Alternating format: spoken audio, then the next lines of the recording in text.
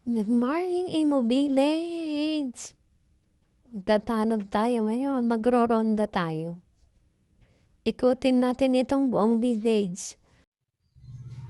Pa-comment down below pag may nagustuhan kayong design ng bahay at pa-follow at pa-subscribes na din na po.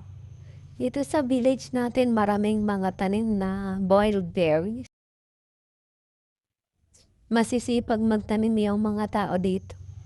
Ang daming mga nakawalang mga baboy at saka baka.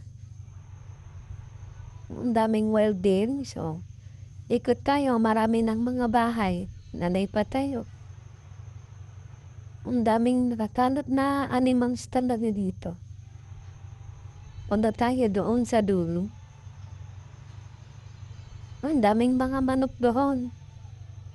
Parang gusto kong manghuli ng manok Natakam ako.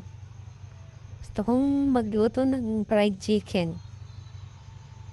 Ay, mali pa ata yung nahuli ko. Parang may anak. O, ito. O, ayun, pwede na. May uwi na tayo. Luto natin sa oven.